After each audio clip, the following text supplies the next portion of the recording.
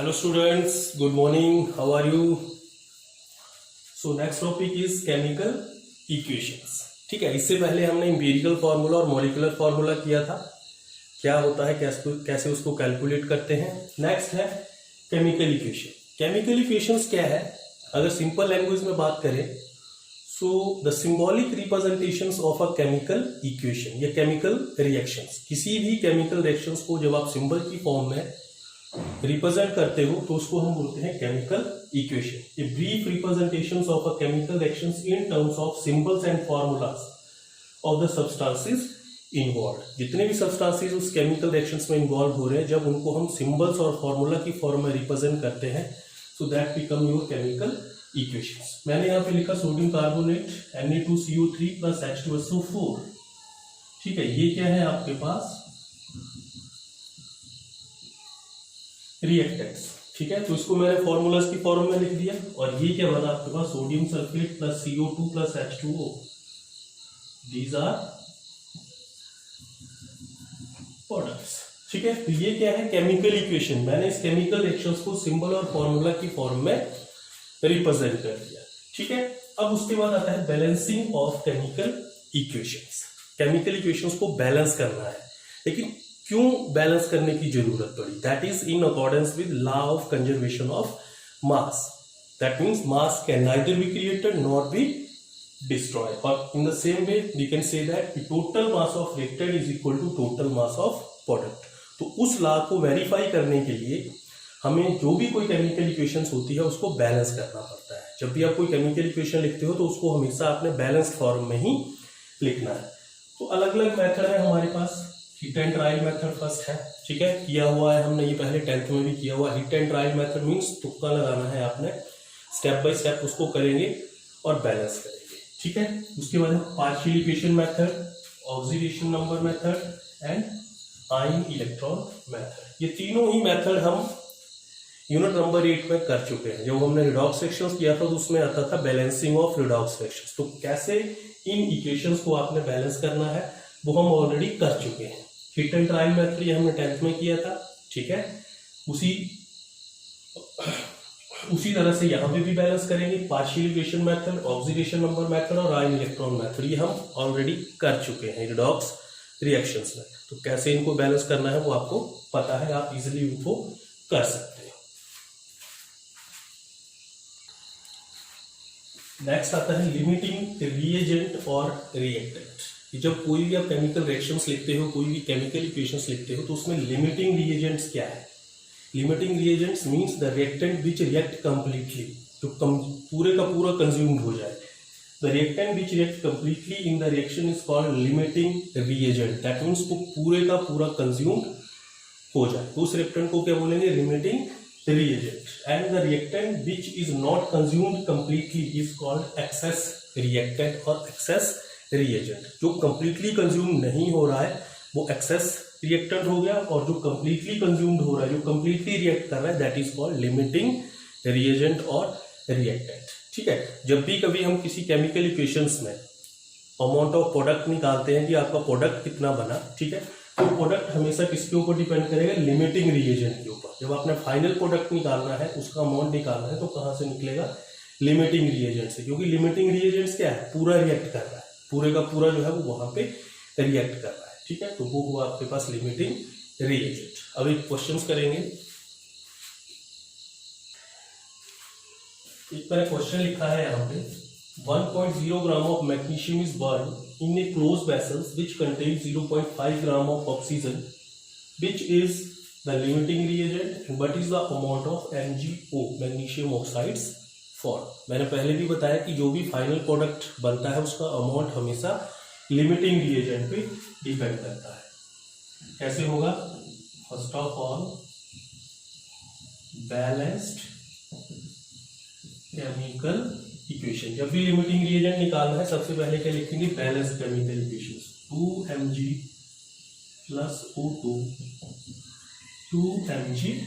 This is your balanced chemical equation. ठीक है, अब यहाँ पे देखो मैग्नीशियम का एटॉमिक मास होता है 20. कितना होता है मैग्नीशियम का? 24. तो यहाँ पे हो गया ये 40 8 ग्राम। ऑक्सीजन का होता है 16, 2 का कितना हो गया 32 ग्राम।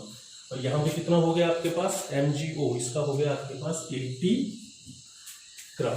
तो दैट मीन्स अगर मैं इस इक्वेशंस की बात करूं तो that means 48 gram of magnesium react with 32 gram of oxygen and there is formation of 80 gram of magnesium oxides. लेकिन यहाँ पे दिया कितना है 1.0 ग्राम मैग्नीशियम 1 कर रहा है किसके साथ 0.5 ग्राम ऑफ ऑक्सीजन के साथ। तो जब इतना अमाउंट रिएक्ट कर रहा है तो आपके पास MgO कितना है। तो सबसे पहले क्या करेंगे डिटर्मिनेशन ऑफ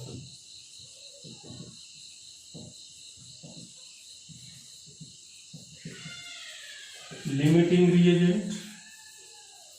ठीक है, अब लिमिटिंग रिएजेंट कैसे, यहीं से ही आएगा। यहां से कैसे होगा देखो 48 gram of magnesium react oxygen. तो ऑक्सीजन कितने के साथ कर रहा है मीन्स 48 ग्राम ऑफ मैग्नीशियम के लिए कितनी ऑक्सीजन की जरूरत है 1 ग्राम की। तो 1 ग्राम of magnesium react oxygen 32 divide by 48। ठीक है, ये आ गया आपके पास 0.67 ग्राम। दैट मीन्स 1 ग्राम मैग्नीशियम को रिएक्ट करने के लिए कितनी ऑक्सीजन की जरूरत है 0.67।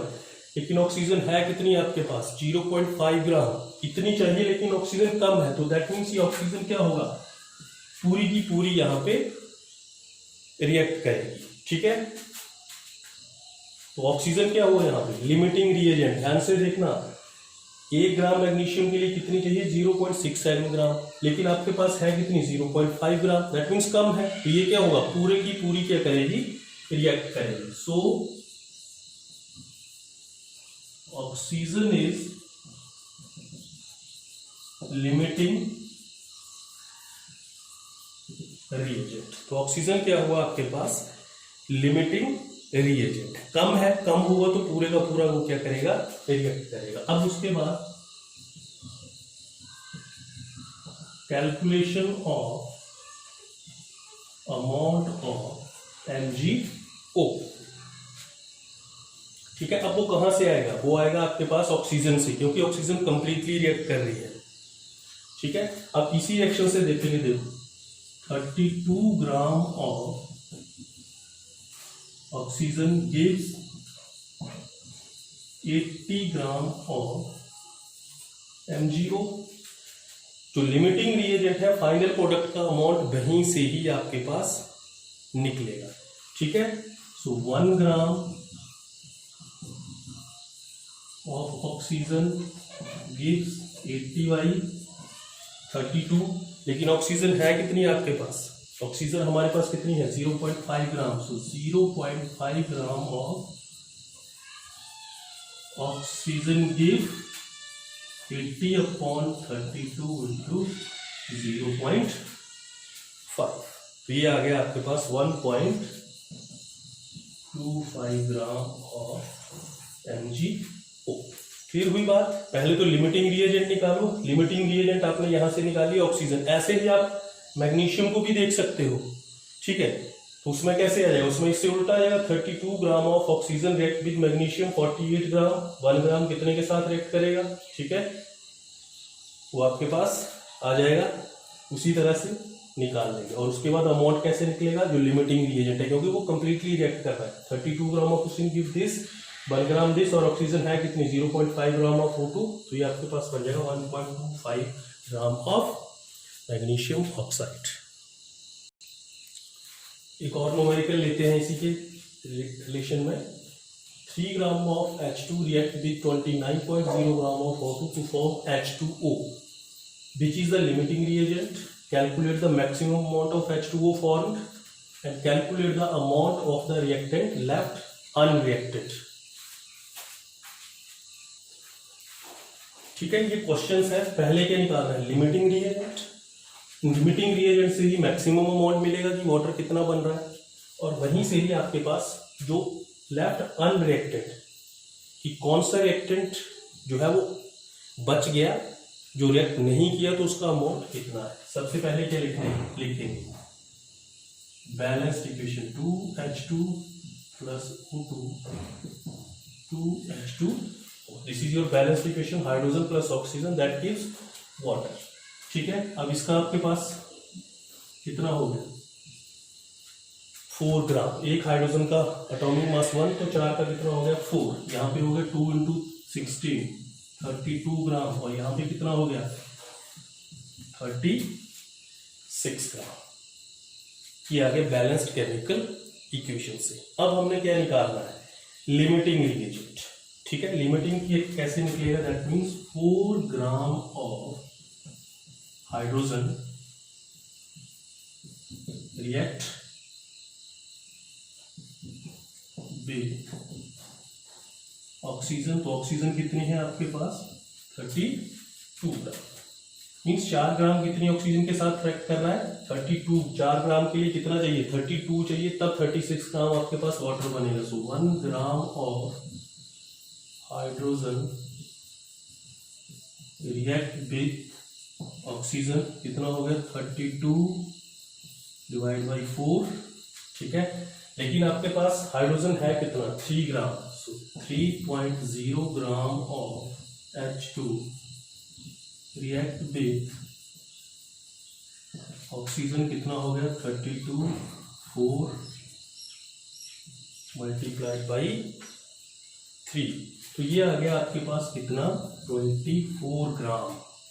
दैट मीन्स अगर मेरे पास हाइड्रोजन 3 ग्राम है, 3 ग्राम दे रखी है, तो मेरे को ऑक्सीजन कितनी चाहिए 24 ग्राम, लेकिन यहाँ पे ऑक्सीजन कितनी है 29 ग्राम। ठीक है, तो दैट मीन्स ऑक्सीजन आपका लिमिटिंग रिएजेंट नहीं है। ठीक है, but the amount of oxygen is 29.0 gram. That means ये एक्सेस में है, हमें चाहिए कितनी 24 ग्राम, लेकिन हमारे पास है कितनी ऑक्सीजन 29 ग्राम। तो दैट मीन्स वो ज्यादा है, वो पूरी रिएक्ट नहीं करेगी। So hydrogen is the limiting reagent. That means अब ऑक्सीजन लिमिटिंग रिएजेंट नहीं है, क्योंकि ये ज्यादा एक्सेस में है तो पूरी रिएक्ट नहीं करेगी। तो अब दूसरा रिएक्टेंट कौन सा है हमारे पास हाइड्रोजन, तो दैट मीन्स यहाँ पे हाइड्रोजन ही आपका क्या है लिमिटिंग रिएजेंट। उसको भी कैलकुलेट कर सकते हो, कैसे, यहीं से निकलेगा 32 gram of oxygen required, hydrogen 4 ग्राम। ठीक है, 1 ग्राम ऑफ ऑक्सीजन रिक्वायर्ड 4/32। ठीक है, और 29 ग्राम ऑक्सीजन के लिए कितना चाहिए वैसे निकाल लो, फिर यहां से देख लो, अगर इससे कम है ठीक है तो वो लिमिटिंग होगा, और इससे ज्यादा है तो लिमिटिंग नहीं होगा। तो आपके पास क्या आ गया hydrogen is the limiting reagent. अब निकालना है आपने calculate the maximum amount of H2O form. अब मैक्सिमम अमाउंट कहां से लिखिएगा लिमिटिंग रिएजेंट से, क्योंकि वो पूरा रिएक्ट कर रहे हैं। तो अभी इस इक्वेशन से देखेंगे 4 gram hydrogen give 36 gram of water.